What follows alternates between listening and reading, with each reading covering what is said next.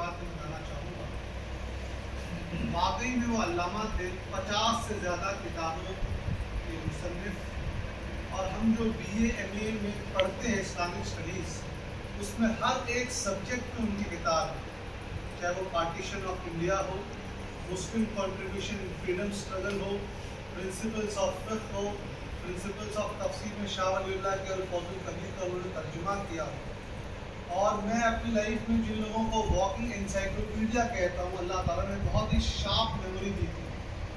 कोई भी पूछिए तहरीक रेशमी रुमाल कब हुआ, बताएंगे उसमें कौन कौन से उलमा शामिल थे। पूछिए अब्दुल हई फिरंग महली कहाँ पैदा हुए, उनके स्टूडेंट कौन थे। यानी उनकी शख्सियत अगर literary point of view, academic point of view से देखा जाए, बहुत ही versatile. Jawaharlal Nehru University, Delhi University, Jamia Millia और कुछ जामिया हमदर्द के बहुत से स्टूडेंट्स जो PhD कर रहे हैं, उनकी लाइब्रेरीज में जाते थे, जहाँ पे दारुल कलम में लाइब्रेरी थे, और उनसे बहुत ज़्यादा जो है पर्सनल उनके नॉलेज से उनकी लाइब्रेरी से बेनिफिट दिया करते थे। और उनकी पर्सनल लाइफ अगर मैं बताऊँ तो सादा, लोगों में इमाम गजाली फरमाते हैं कि जब इंसान को इल्म आता है तो तकब्बुर, घमंड आ जाता है। एकदम सादा, simple, down to earth, lungi कुर्ते में रहेंगे, किताबों लिखते रहेंगे।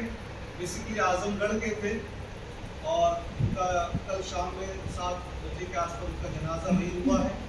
हज़ारों लोग थे, और स्टूडेंट्स को बहुत ज़्यादा, JNU का कोई बच्चा आ जाए बोलेंगे आपको ऐसे लिखना है।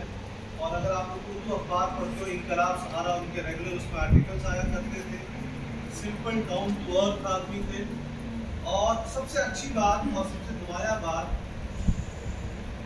जब यहाँ पे कोरोना के पीरियड में तबलीगी जमात पर बैन लगने की बात हो रही थी, उनका आर्टिकल आया था और उन्होंने कहा था तमाम तंजीमों को कि देखिए आज तबलीगी जमात टारगेट है, कल आपकी जमात टारगेट होगी।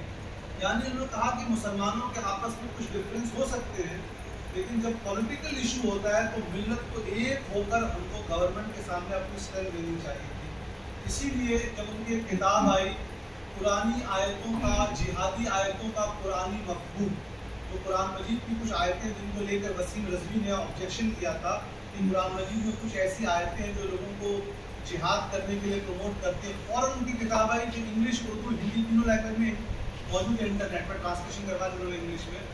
तो उनको गवर्नमेंट पुलिस उठा के ले गई बिना किताब पढ़े कि उनकी किताब के हेडिंग में जिहाद है। तो उनके दिफा में जमात इस्लामी, तबलीगी जमात, सुन्नी, देवबंदी, बरेली सब आए कि भाई ये एक सूफी स्कॉलर है और इनको आप रिलीज कीजिए। दिल्ली का वाक़या है।